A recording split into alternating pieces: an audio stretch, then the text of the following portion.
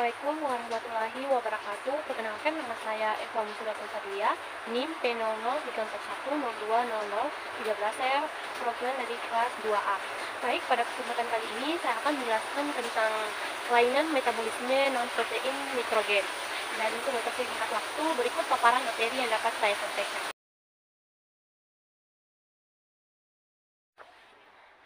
Baik, jadi pengertian dari non-protein nitrogen atau biasa disingkat dengan NPN itu adalah senyawa-senyawa nitrogen bukan protein yang berasal dari katabolisme protein dan asam nukleat. NPN juga itu terdiri dari senyawa-senyawa nitrogen seperti asam amino bebas, alkohol, vitamin, nitrat, dan sebagainya.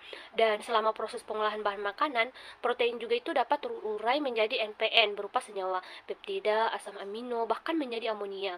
Itu semua tergantung pada cara pengolahan yang diterapkan. Selanjutnya itu jenis non-protein nitrogen dalam plasma itu terdapat lebih dari 15 macam zat NPN atau non-protein nitrogen, antara lain yang pertama ada ureum. Ureum merupakan end produk yang paling bebas dari protein dan asam amino karena proses katabolisme protein ini berlangsung di dalam hati atau hepar. Urea yang terbentuk itu dibuang lewat ginjal, keringat, dan feses. Ureum mengalami degradasi oleh kerja bakteri usus. Kedua yaitu kreatinin dan kreatin. Kreatin disintesis dari asam-asam amino, kemudian diproduksi terutama di hati dan ginjal. 98% dari total kreatin di tubuh itu terdapat di dalam otot. Kreatinin dibentuk dari hasil dehidrasi non-enzimatik. Kreatinin otot terbentuk secara spontan dan sifatnya universal. Produksi kreatin itu setiap hari stabil, kurang lebih 2% dari kreatin dalam 24 jam. Baik, selanjutnya yang ketiga itu ada asam urat. Asam urat merupakan produk akhir utama dari metabolisme asam nukleat dan purin pada manusia melalui jalur umum akhir untuk dikonversi saktin dengan menggunakan saktin oksidase menjadi asam urat. Sinetase asam urat itu terjadi di hati. Selanjutnya, jenis NPN non-protein nitrogen itu amonia. Sejumlah kecil amonia terbentuk di dalam dan diabsorpsi dari usus serta di metabolisme di dalam hepar. Sumber amonia itu adalah diaminasi asam amino pada perombakan protein dan pemecahan protein di dalam usus oleh bakteri usus. Selanjutnya itu fungsi non-protein nitrogen. Yang pertama ada fungsi amonia. Amonia berfungsi sebagai regulasi elektrolit dan pH. Kemudian fungsi kreatin. Fungsi kreatin dalam tubuh adalah berfungsi sebagai substrat sumber energi tinggi yang menghasilkan ATP dan siap dipakai dalam waktu yang cepat.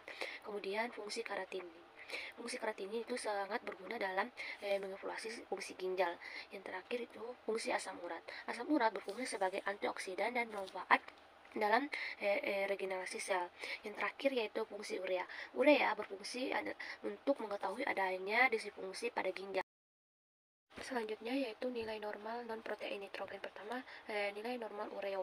Nilai normal ureum itu 1,7 sampai 8,3 milimol per liter atau 10 sampai 50 mg per dl. Yang kedua, kreatin yaitu 0,2 sampai 0,5 mg per dl.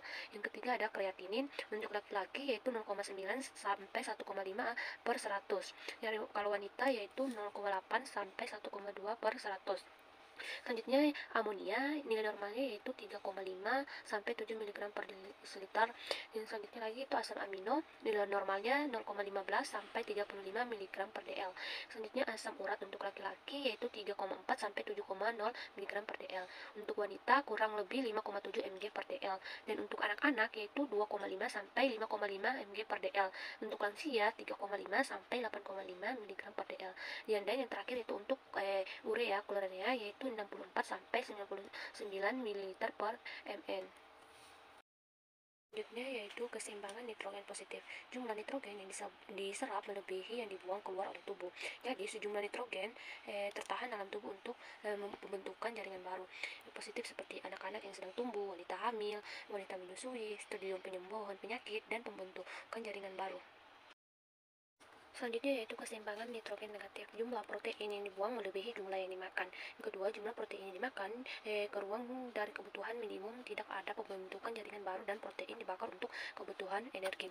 Yang negatif yaitu pertama, kehilangan protein yang berlebihan. Kedua, kenaikan katabolisme jaringan atau demam. Ketiga, puasa atau kelaparan.